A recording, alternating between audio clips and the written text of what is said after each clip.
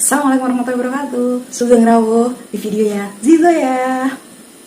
Halo teman-teman, apa kabar? Semoga sehat selalu. Pokoknya jangan sampai sakit, karena kalau udah sakit itu harus ke dokter. Kalau udah ke dokter di masa kayak gini itu horor banget. Gimana kabarnya setelah mencoba jadi dropshipper? Makin semangat? Jadi teman-teman, aku itu lagi semangat banget menjadi seorang dropshipper. Gak tahu kenapa, semangat banget.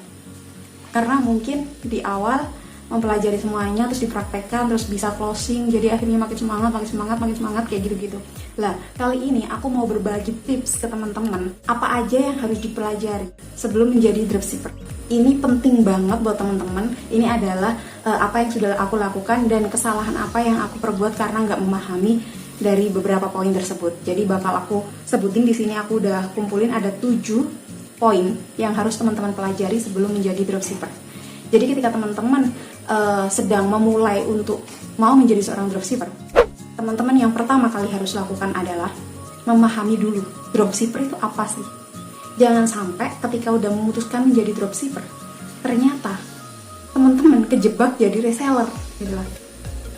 Beda ya, beda. Karena banyak banget video yang mengatakan, yang menunjukkan cara-cara jadi dropshipper atau sharing pengalamannya kalau jadi dropshipper di marketplace atau apalah itu kayak gini-gini.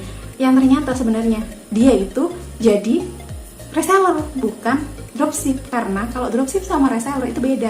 Kalau dropship itu kita nggak perlu membeli barang, nggak perlu nyimpen barang di rumah kita, nggak perlu nyetok. Sementara reseller kita harus ngambil barang dan bahkan kadang dari supplier ditentuin minimal pengambilannya berapa gitu.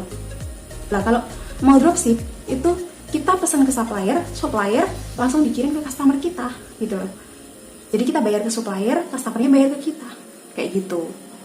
Jadi tolong dipahami, jangan keliru. Nah, pertama yang harus dilakukan sebelum menjadi dropshipper dan ketika akan menjadi dropshipper, pahami dulu bedanya dropshipper dengan reseller. Oke. Kemudian yang kedua, tentukan barang yang akan dijual itu barang yang evergreen, barang yang tak lekang oleh waktu, barang yang kayak kebutuhannya itu bisa repeat, barang yang orang kalau beli satu bulan depan pengen beli lagi. Lah, usahakan cari barang yang kayak gitu. Mungkin persaingannya cukup ketat, tapi itu pinter-pinternya kita ngatur kayak semacam ngasih diskon, terus promote kan. Sometimes itu nggak semua orang ngecek di sini. Beberapa orang ketika nemu terus ada tulisan diskon, ya udah langsung pasti gitu kan. Lah itu teman-teman tentuin nice evergreen apa enggak barang tersebut, kemudian baru cari suppliernya ya. Jadi cari barangnya dulu apa yang mau dijual, entah itu kosmetik, entah itu tas, fashion, hijab atau apapun itu, yang pasti dia evergreen dan nggak lekang oleh waktu. Ketika masa seperti apa dia tetap laku, masa seperti apa tetap laku, cuman paling agak menurun kayak gitu-gitu, mending cari yang kayak gitu. Kemudian yang ketiga, pastikan teman-teman nge-display toko teman-teman ini kotanya itu sesuai dengan kota supplier teman-teman, agar teman-teman nggak kebocoran ongkos kirim. Jadi contohnya gini, mungkin di media sosial entah Instagram atau Facebook teman-teman pengen promo, lah mungkin beberapa teman-teman kita itu tahu kita posisi di mana. Nah, itu dikasih keterangan bahwasanya barang ini akan dikirim dari sini. Jadi lebih jelas kayak gitu loh. Ya mungkin kan kadang kan customer pertama, beberapa orang itu customer pertamanya adalah teman-temannya sendiri. Lah itu nanti kan biar mereka tahu bahwasanya barang ini akan dikirim dari kota lain, bukan dari tempat kita tinggal gitu. Itu kalau misalnya kita dapat suppliernya di beda kota dari tempat tinggal kita. Kalau misalnya satu kota sama tempat tinggal kita ya aman. Jadi kita yang menyesuaikan ke supplier, toko kita yang diubah menyesuaikan dengan posisi tokonya supplier. Contohnya mungkin di marketplace juga. Di marketplace itu secara otomatis ongkos kirim akan terakumulasi dengan jumlah pembelanjaan. Lah, kalau misalnya teman-teman pakai alamat teman-teman sendiri, sementara supplier teman-teman ada di kota lain. Contohnya aku ada di Sidoarjo, supplierku ada di Bandung. Kalau misalnya marketplaceku, aku pasang kotaku, sementara supplierku di Bandung, ini orang yang mau beli karena merasa ngelihat tokoku ada di Sidoarjo padahal aku ngambilnya ke Bandung dulu, itu jatuhnya nanti ongkos kirimnya itu gede gitu loh, dan kita pasti kebocoran soal itu gitu. Jadi usahakan kalau misalnya kita suppliernya di Bandung atau di Jakarta, ya toko kita buat Bandung atau Jakarta, kayak gitu.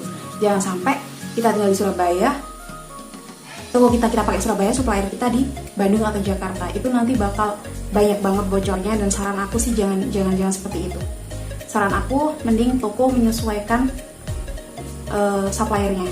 Jadi suppliernya di mana, toko marketplace-nya ini nyesuaiin, ataupun media sosialnya nanti bisa diupdate bahwasanya pengiriman dari mana gitu. Dan untuk media sosial sendiri, dan untuk marketplace sendiri, saran aku ngambil di satu supplier aja.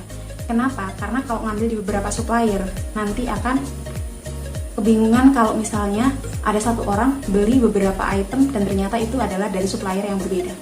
Kecuali kalau teman-teman misalnya taruh di kayak media sosial gitu kan. Tapi ini juga tetap harus dipertimbangkan. Jadi harga jualnya juga kalau bisa yang nutup untuk ongkos kirimnya gitu loh. Misalnya dijual di media sosial, di Instagram gitu ya, kita ngambilnya dari Shopee, dijual di Instagram lah, kita pesen tuh di 3 suppliernya, kirim ke kita baru kirim ke customer. Karena kalau lewat media sosial seperti Instagram atau Facebook atau WA mungkin kayak gitu kan, kita nggak terikat waktu pengiriman, beda dengan kalau di marketplace. Jadi agak lebih longgar waktu pengiriman, jadi kamu masih bisa datengin 3 barang dari supplier itu ke tempat kamu dengan cara yaitu tadi, harganya markup-nya agak lebih tinggi karena kamu harus ngeluarin biaya double untuk ongkos kirim dari supplier kamu ke customer gitu. Kemudian yang keempat, pelajari detail tipe supplier seperti apa. Contohnya yang harus dipelajari adalah supplier ini bonafit nggak stoknya, secara stok dia bergelimang atau banyak yang kosong.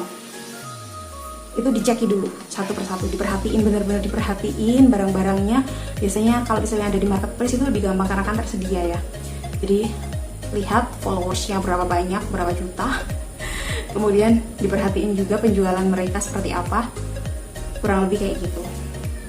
Kemudian setelah stok, jenis barang apa saja yang dijual, jadi tipe-tipenya kayak apa, terus teman-teman mau jualnya yang apa saja, itu juga harus diperhatiin untuk nanti memudahkan komunikasi dan lain sebagainya, atau memudahkan dalam teman-teman misalnya ada customer yang mau cari ini, mau sekalian nyari ini, oh ternyata di satu supplier yang sama itu tadi ada, ya udah oke, bisa aku kirim sekalian gitu, bilang aja dicari-cariin gitu, nggak masalah meskipun teman-teman nggak pajang fotonya kayak gitu.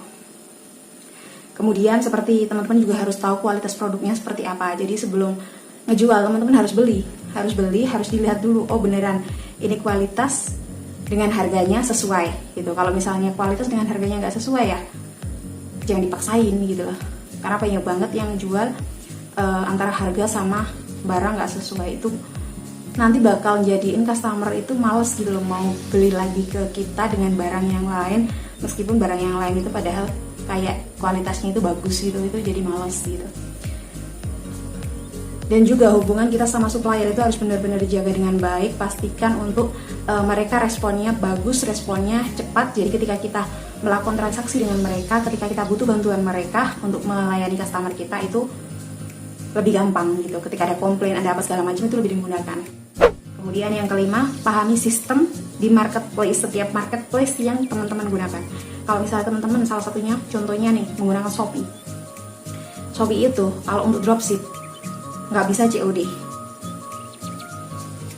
paham ya, nggak bisa COD. Karena aku sempat kejadian, aku nggak tahu kalau COD-nya nggak bisa untuk merubah resi otomatis maksudnya. Jadi kita harus menghubungi customer kita sendiri atau menggunakan trik yang kirim barang double, satunya barangnya dari supplier kita, satunya surat, hanya untuk mencairkan dana itu. Daripada kayak gitu, itu beresiko banget. Dia udah terima barangnya, dia terima surat dari kitanya, dia nggak nge-okein itu, karena datangnya nggak mungkin barengan dengan posisi yang beda. Saranku mending COD-nya jangan dipasang kalau kayak gitu, karena ribet jadinya. Kita harus urusan sama jasa pengiriman, kita harus urusan sama supplier kita, belum lagi ternyata ada jasa pengiriman yang kurirnya curang, harusnya cuma bayar sekian tapi ditagih sekian kayak gitu. Sometimes ada, dan aku baru ngalami kemarin customerku. So lebih amannya suruh bayar ke minimarket pakai digital payment atau transfer kayak gitu aja deh. Kita ke supplier juga bisa transfer, jadi itu lebih aman pokoknya. Kemudian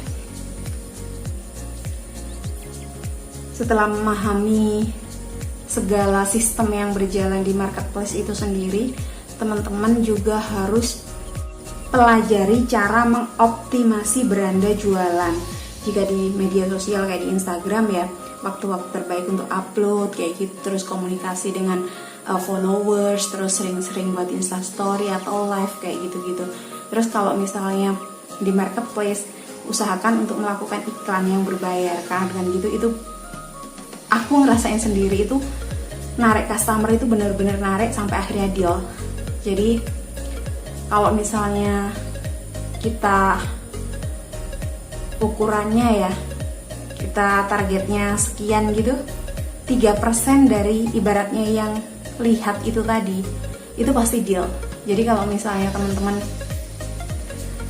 ada yang lihat gambar itu ketika di iklan, ada yang lihat gambar itu 100 gitu, 3% dari 100 itu dipastikan pasti beli. Jadi gampang banget, enak banget. Kemudian penamaan dari barang di toko kita, terus keyword yang digunakan itu juga berpengaruh banget, dan aku saranin teman-teman untuk benar-benar belajar mengoptimasi penamaannya, keywordsnya udah kayak gitu-gitu. Dan yang terakhir adalah teman-teman harus memahami tipe customer dari teman-teman. Contohnya teman-teman harus first respon ke customer teman-teman, dan kalaupun memang ada sesuatu yang berhalangan, teman-teman katakan untuk minta maaf karena udah kayak terjawab atau apa, dibalas atau enggak ya terserah kayak gitu. Terus misalnya udah ada customer yang beli, ya kan kadang ada tuh customer yang ribet banget, udah dikirim apa belum, udah sampai mana gitu, padahal bisa dicek sendiri kayak gitu kalau misalnya di marketplace kayak gitu kan, atau kita udah kasih resinya padahal bisa dicek kayak gitu. Yang kayak gitu itu biasanya suka bikin jengkel, akhirnya kita emosi. Nah kalau kita udah emosi, kita marah-marah, akhirnya kita nggak bisa ngebuat dia untuk balik beli lagi secara repeat ke kita kan gitu. Nah untuk menghindari hal itu, teman-teman harus benar-benar bisa manage. Kalau misalnya customer itu sekiranya cerewetnya kayak gitu, balasnya agak nanti, terus baru dibilang maaf ya tadi gini, tadi ada kendala seperti ini, ya ada yang bisa saya bantu kayak gitu. Jadi kita seolah-olah tetap ramah, dan bukan seolah-olah ya, kita harus tetap ramah seperti itu. Kita tetap harus bisa mengendalikan emosi kita. Udah deh. Jadi harus benar-benar dijaga baik hubungan dengan customer supaya mereka repeat order ke kita. Sampai di sini 7 poin dari apa saja yang harus dipelajari sebelum menjadi dropshipper. Semoga bermanfaat buat teman-teman, dan jangan lupa untuk subscribe, like, and comment, juga share ke semua media sosial kalian. Siapa tahu ada yang sedang membutuhkan. Karena di masa pandemi ini pasti banyak banget yang sempat kehilangan pekerjaan dan kehilangan penghasilannya. Mungkin dengan men-share ini teman-teman bisa membantu mereka yang sedang membutuhkan. Sampai ketemu di video aku berikutnya. Assalamualaikum warahmatullahi wabarakatuh.